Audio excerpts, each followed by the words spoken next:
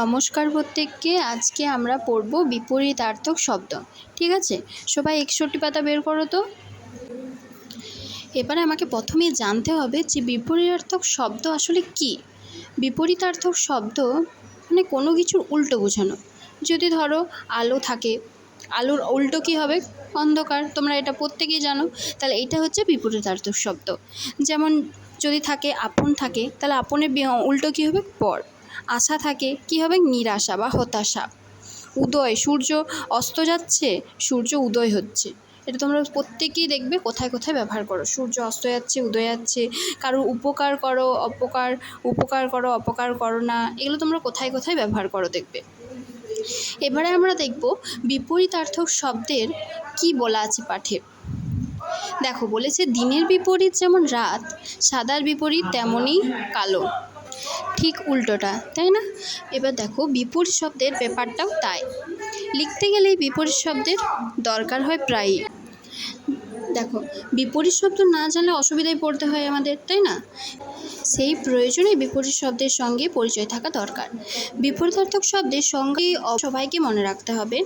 দেখো এখানে কি বলেছে, যে শব্দ বা শব্দগুলি মূল শব্দের এবারে উল্টো অর্থ বা বিপরীত অর্থ বোঝায় তাকেই বলা হয় বিপরীতার্থক শব্দ।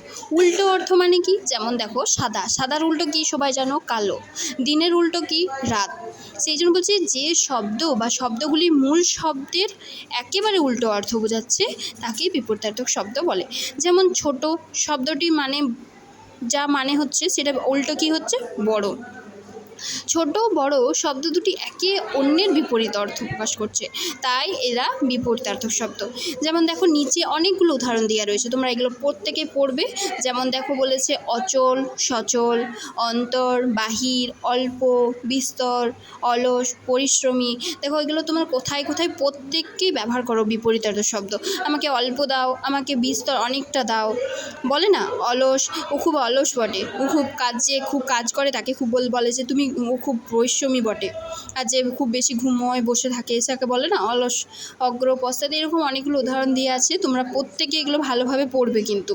তারপরে দেখো পরের পাতাটা উল্টা, পরের পাতাতেও কতগুলো রয়েছে বিপরীতার্থক শব্দের উদাহরণ। যেমন এপার, ওপার। কুজন, কুজনের বিপরীত কী হবে? সুজন। কেনা, কেনার বিপরীত কী হবে? বেচা। কাছের বিপরীত কী হবে? দূরে। কম, কমের বিপরীত কী হবে? বেশি। নিজে নিজে উত্তর করো। 62 পাতা সবাই একের দাগেরগুলো শ্রেণীর কাজ করবে। দেখো তোমার পুরস্কার নয়, পুরস্কারের বিপরীত কী হবে? তিরস্কার প্রাপ্য। এটা কি বলেছে? রং করা শব্দটি বিপরীত শব্দ ব্যবহার করে শূন্যস্থান পূরণ করবে। ঠিক আছে, তাহলে এটা পুরস্কারটা দেখো রং করা রয়েছে, তাহলে পুরস্কারের বিপরীত কী হবে? তিরস্কার। তারপর ক্ষয়েরটা দেখো কে প্রভু কে ভৃত্য বোঝা গেল না, তাহলে প্রভুর বিপরীত কী হবে? ভৃত্য। তাহলে কে প্রভু কে ভৃত্য বোঝা গেল না। উত্তম নিশ্চিন্তে চলে ড্যাশের সাথে, তাহলে উত্তমটা রং করা হচ্ছে, উত্তমের বিপরীত কী হবে? অধম। ঘ, পুণ্যে কী হবে? পাপে।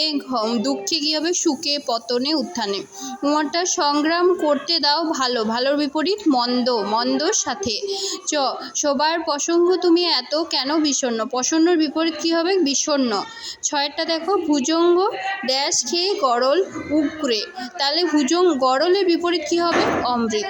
প্রযোজ্যটা কী আছে? উপকার বিনা নাহি জানে অপকার। তাহলে প্রত্যেকে এগুলো শ্রেণীর কাজ করবে। ঠিক আছে, এবার বাড়ির কাজ এগুলো সব ভালোভাবে পড়বে তোমরা, পরীক্ষা সেই জন্য যতগুলো পার্ট আছে সব রিভাইজ করবে। ঠিক আছে, প্রত্যেকে এগুলো ভালোভাবে পড়বে। প্রত্যেককে নমস্কার।